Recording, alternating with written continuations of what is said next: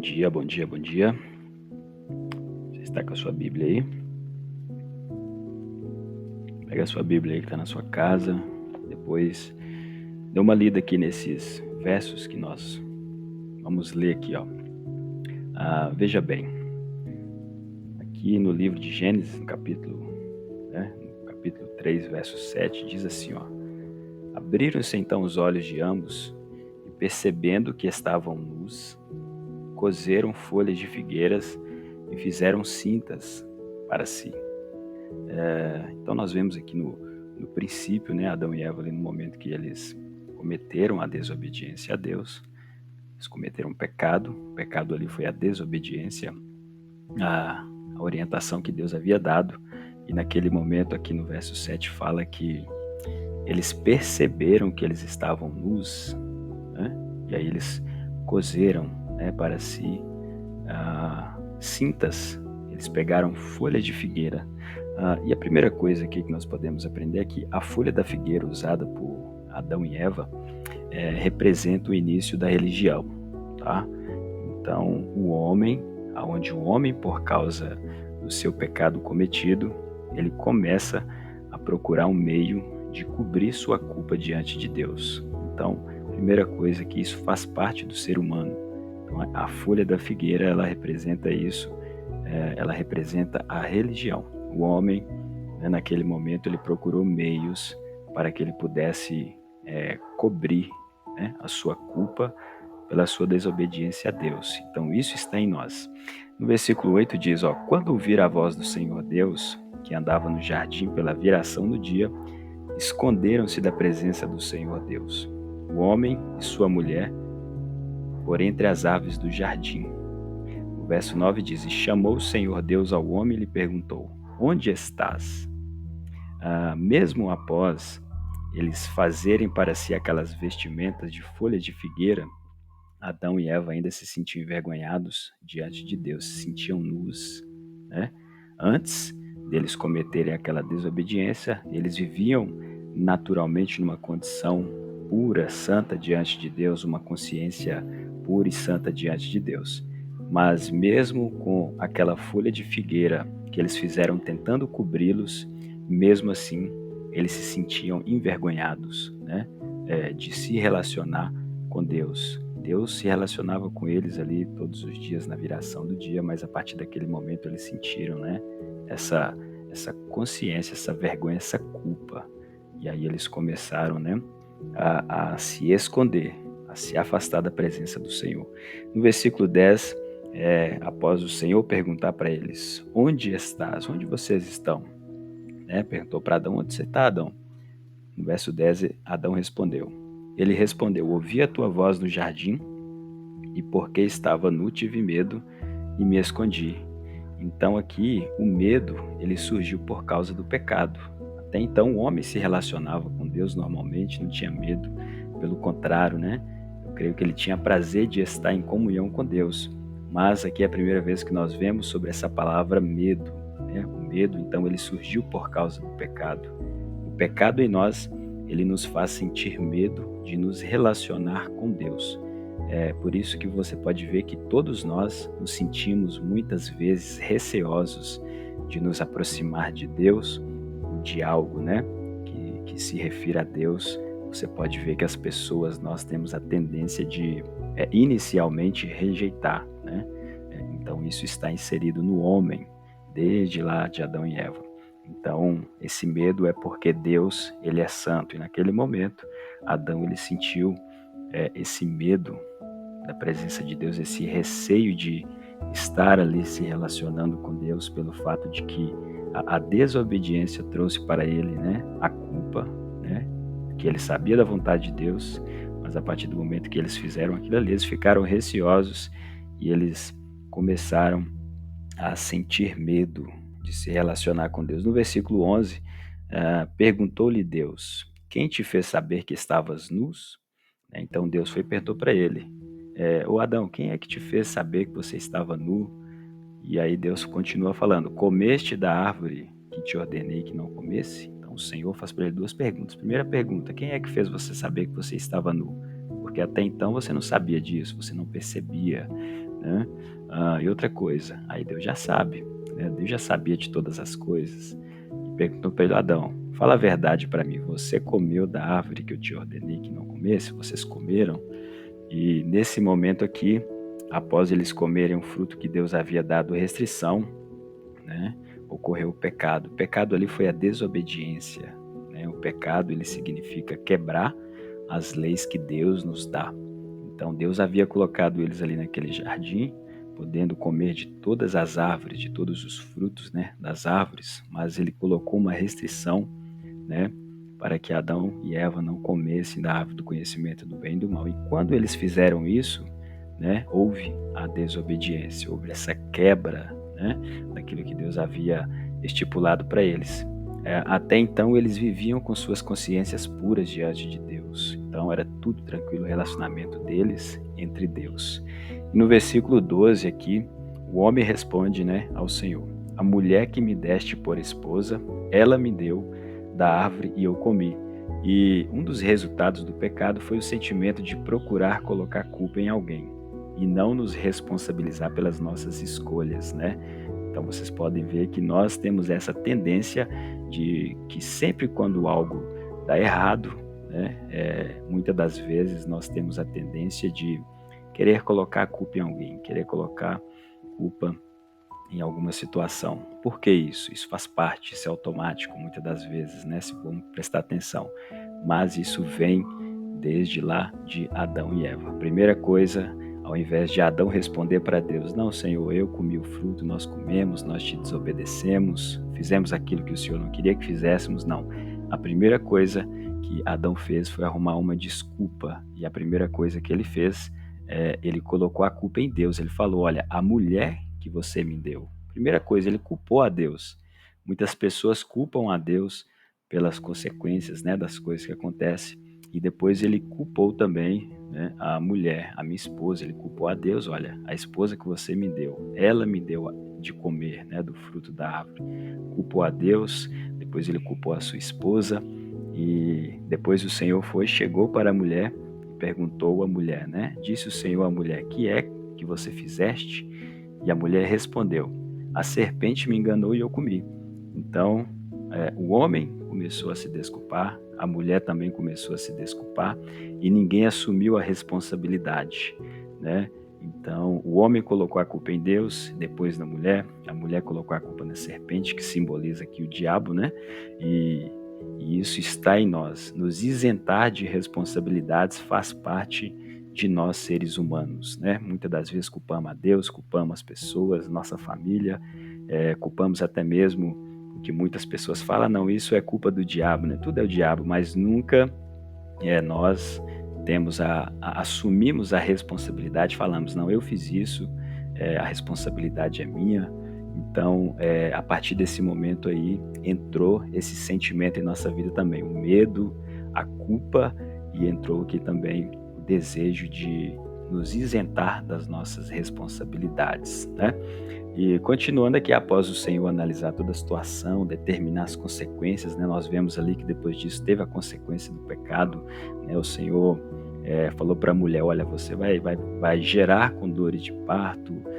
Falou para a terra: olha, Adão, você vai comer do suor do seu trabalho todos os dias da sua vida, né? Vai ser cansativo, vai ser enfadado, e a terra ela não vai produzir mais somente coisas boas, mas vai ter ervas, vai ter coisas daninhas. E então isso foi uma maldição que entrou na vida do homem, na vida da mulher, e na terra, né? Até então era tudo perfeito, porque Deus havia feito tudo muito bom, né? E também ali o diabo teve a sua consequência, né? O Senhor lançou aquela consequência contra ele. Mas o que nós podemos ver disso, né? Após o Senhor analisar toda essa situação, determinar as consequências, tanto para o homem quanto para a serpente, que simboliza o diabo, Deus disse: olha, eu preciso procurar meios de resolver isso em favor do homem que fiz a minha imagem e semelhança. Por que Deus fez isso? Porque o homem é a obra-prima de Deus, né? Nós podemos ver ali que o Senhor fez todas as coisas, os céus, a terra, tudo maravilhoso. Mas a única coisa que Deus fez, a sua imagem e a sua semelhança, fomos nós. Foi o homem, né? Então o homem é a obra-prima de Deus. A família é o projeto de Deus. Vocês podem ver que o homem estava só, o Senhor fez para ele ali uma companhia e através daquilo Deus queria que eles começassem uma família, produzissem, gerassem, mas na vontade de Deus, dentro da permissão de Deus. E por isso que após tudo isso acontecer, o Senhor ele falou assim: olha, eu preciso resolver isso porque eu não quero condenar o homem, eu não quero que ele seja destruído, porque eu não fiz ele para isso. Deus não nos fez para condenação, Deus não nos fez para perdição, Deus não nos fez para que nós pudéssemos viver uma vida condenados, culpados, andando para cima e para baixo com a nossa consciência se sentindo culpada. Não. É por isso que o Senhor ele sempre tem um escape, né? Naquele momento, no versículo 21, nós podemos ler que diz assim, ó: fez o Senhor Deus vestimenta de peles para Adão e sua mulher e os vestiu. Olha, Deus olhou para a folha da figueira que eles vestiam e não aprovou, né? Deus não aprovou. Eles tentaram ali se cobrir. Vamos colocar essa folha de figueira aqui, que na hora que Deus chegar, ele não vai perceber, né? Mas isso era eles tentando cobrir, né, a sua vergonha, a sua nudez. Mas só que Deus não aprovou. Após analisar toda a situação, tudo que Deus precisava fazer ali para contornar aquilo ali, buscar meios, né? Deus falou assim: agora vamos fazer as coisas da forma correta que eu agrado. Então o Senhor ele não aprovou, eles não estavam vestidos adequadamente diante de Deus. Deus não aprovou a forma que eles queriam cobrir seus erros e sua culpa. Então o que o Senhor fez? O Senhor Deus fez vestimentas de pele de animal para que ele pudesse ter tirado, né, a pele do animal. Consequentemente, o animal precisou ser morto, né? Então, a Bíblia diz que o Senhor fez, né, uma vestimenta de peles para Adão e para sua mulher. Então, para que pudesse ser retirada a pele de um animal, o animal precisaria estar morto. Então, houve então naquele momento o primeiro derramamento de sangue, né? Isso simboliza que para que houvesse perdão daqueles pecados, né, que Adão e Eva haviam cometido, o sangue precisaria ser derramado. Então ali começa Deus mostrando, né, todo o projeto de salvação para a humanidade a partir daquele momento. Isso já estava na mente de Deus, porque Deus já era conhecedor, ele é conhecedor do início, do meio e do fim. Ele sabia que aquilo aconteceria, mas ele deu a oportunidade, assim como ele dá para nós, de a cada dia fazer escolhas. Aquela árvore estava ali, mas apenas uma forma de o homem demonstrar para Deus a sua fidelidade voluntária, não obrigada, não forçada. É por isso que havia muitas árvores, apenas uma restrição, e Deus ali, todos os dias, dando ao homem a oportunidade de mostrar que ele permaneceria fiel a Deus, né, aquilo que Deus queria.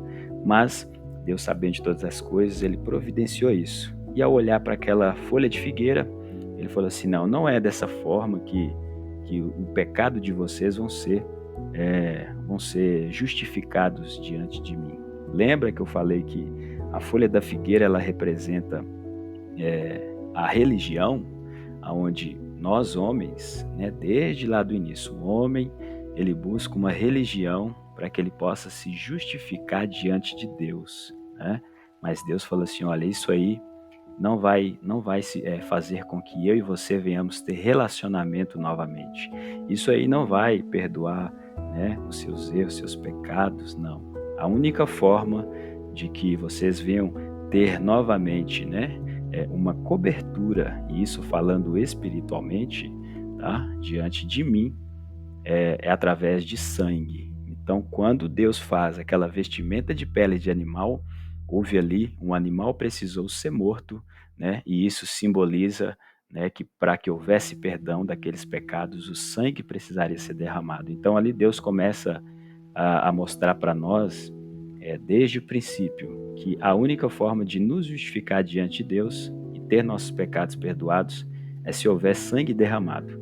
É por isso que nos últimos dias, Deus se manifestou em carne, em forma de um homem, né? E a Bíblia diz que o seu corpo, né, foi como um cordeiro que seria morto para perdão dos nossos pecados. Então, desde Adão e Eva, a folha da figueira representa isso. As religiões criadas pela consciência do homem, pela nossa consciência, buscando meios de nós nos relacionarmos com Deus. Então, a religião, quando uma pergunta que as pessoas fazem muito para nós ou para todos, qual a sua religião, né? De qual igreja você é, qual a sua religião, em que você crê, você pode ver que toda pessoa, automaticamente, ela vai falar algo, seja algo que ela aprendeu da família, seja algo que ela tem buscado. Quantas pessoas que ela já frequentou todos os tipos de religiões, né, que nós estamos falando aqui, por quê? Porque dentro dela, dentro de nós seres humanos, existe um sentimento, né? Por causa do pecado de Adão e Eva, todos pecaram. E a Bíblia diz que todos estão separados, né, da glória de Deus. Então, em nós existe esse desejo de nos conectar novamente com o nosso Criador, com o Senhor.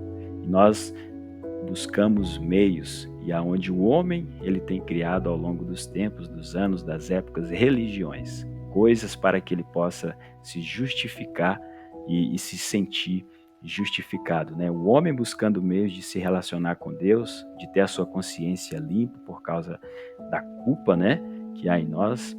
O nosso corpo é um corpo de pecado, a Bíblia diz. Então isso está em cada um de nós. Mas assim como Deus não aceitou, né, a folha da figueira, assim também hoje ele não aceita as nossas religiões. Então isso é uma coisa muito importante. Não importa qual que é a sua religião, não importa o que você pensa ou você acha. O que importa realmente é a forma como Deus ele está olhando para nós seres humanos, a forma como Deus viu Adão e Eva naquele momento, não o que eles colocaram para se cobrir, para tentar se relacionar com Deus, não. Deus, ele não está vendo isso, né? Então a religião é um meio, né, de fazer coisas boas, boas obras, de forma que nós nos sintamos justificados diante do Senhor. Mas para que diante de Deus nós sejamos considerados por Ele justos, né? Só há um meio, e a palavra de Deus diz que esse meio é crer no sacrifício do Senhor Jesus Cristo na cruz do Calvário.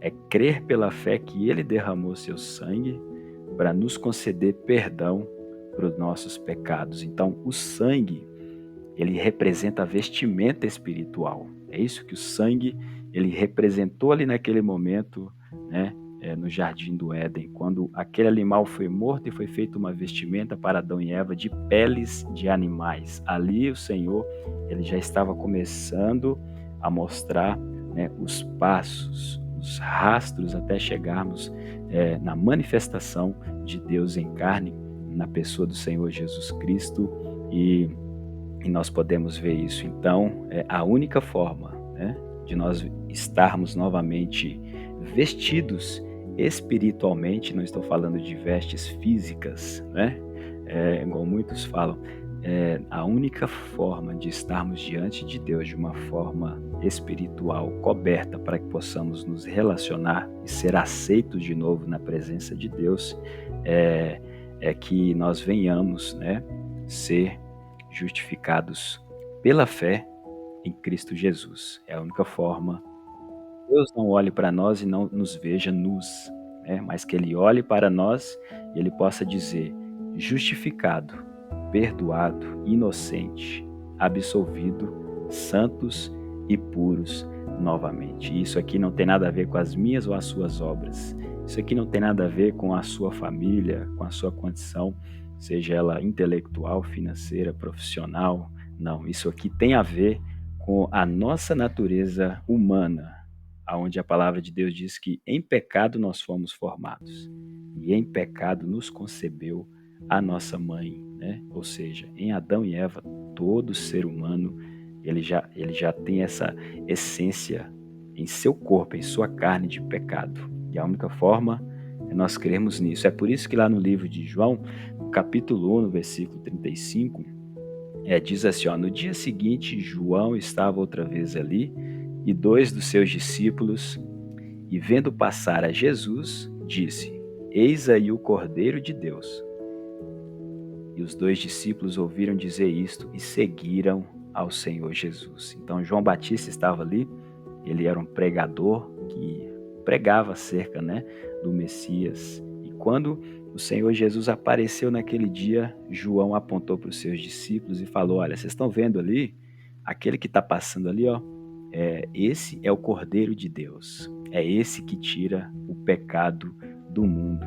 E a partir daquele momento, os discípulos, eles não continuaram a seguir a João, mas a Bíblia diz que os dois discípulos ouviram dizer isso e seguiram a Jesus. Isso é uma coisa muito importante.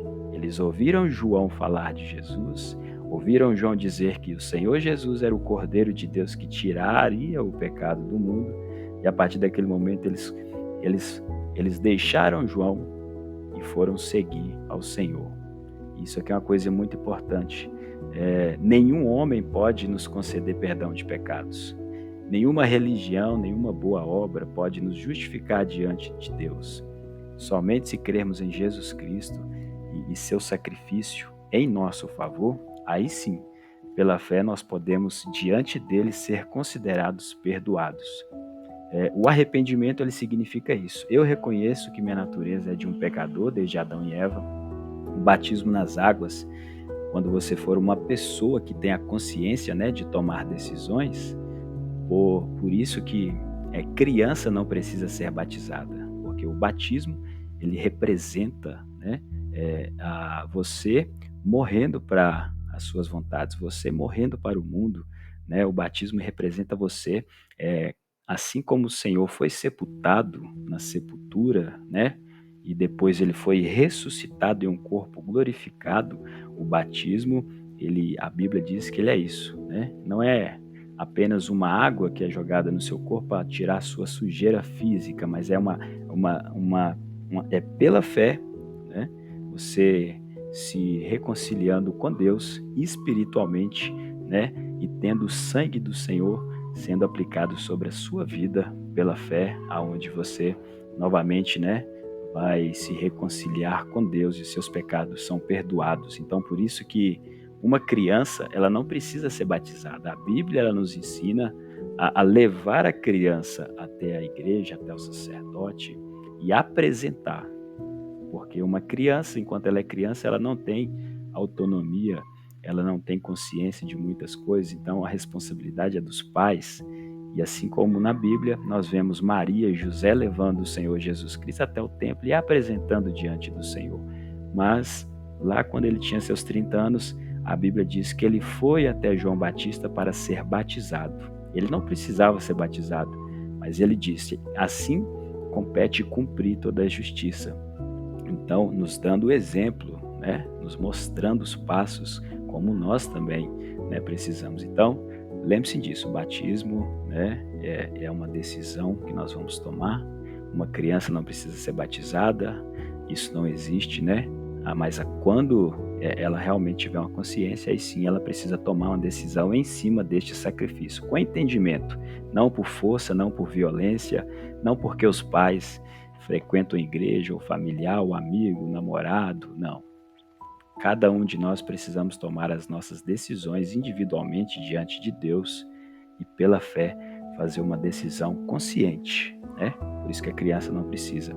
Então, o batismo representa a nossa morte para uma vida diária de pecado. Iremos pecar? Sim, né? Nós pecamos todos os dias, mas nós não vivemos pecando costumeiramente. É isso que muitas pessoas não entendem quando elas começam a servir a Deus e às vezes elas falham em algumas coisas, elas falham naquilo que elas falhavam e muitas delas abandonam o Senhor, acham que elas nunca nasceram de novo, mas a salvação ela é um processo, né? É um processo até o fim das nossas vidas.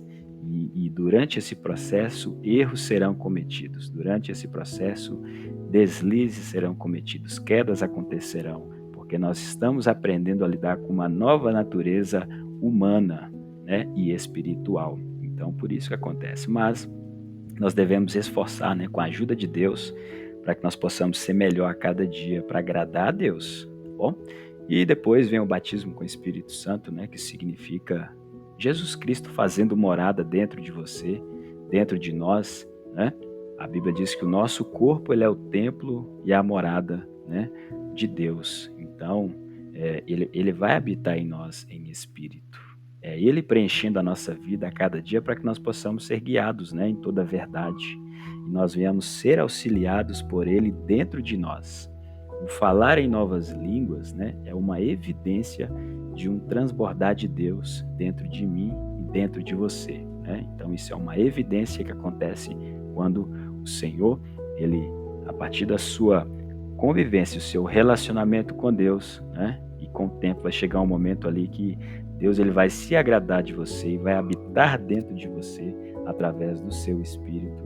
E você vai ter essa evidência, né? Que será o Senhor Jesus Cristo, né? O Espírito Santo, Deus, né? Que é a mesma pessoa, não são três, morando em você, né? E então, finalizando, né? Atos 26, 22, 16 diz assim: Agora, por que te detens? Levanta-te e batiza-te e lava os teus pecados, invocando o nome do Senhor. Então, depois que nós entendemos isso, né? Você precisa entender. Você ouve a palavra de Deus e você entende. Você não toma decisão em cima de sentimento, de emoção, de parentes, de pessoas, de amigos. Não. É uma decisão, né, que você ouviu a palavra de Deus, compreendeu, entendeu e pela fé você creu. Aí você sim precisa tomar uma decisão. E aí você vai aplicar o plano inicial de salvação em sua vida individualmente. A salvação é individual, né?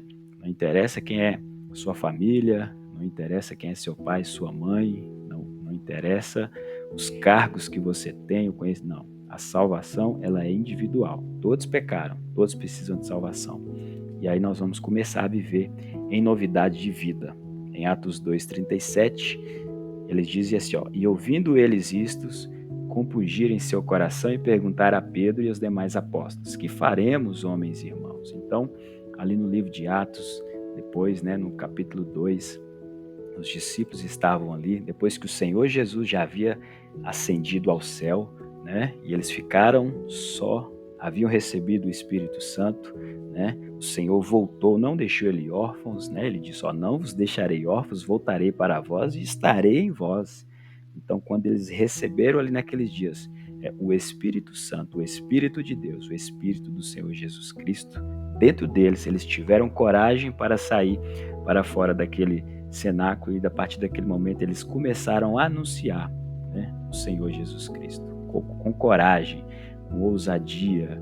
Quando eles falaram, né, que Jesus Cristo é o Senhor, que aquele que eles haviam crucificado era o Senhor, algumas pessoas, né, que estavam ali, multidões de pessoas estavam ali, mas algumas pessoas perguntaram para eles, né, ficaram compungidos no seu coração, né, eles se consternaram dentro do seu coração, ficaram movidos, né, pela pregação da palavra, e eles perguntaram a Pedro e aos demais apóstolos. Então estava ali Pedro, estava ali Mateus, estava Marcos, estava João, Lucas, né?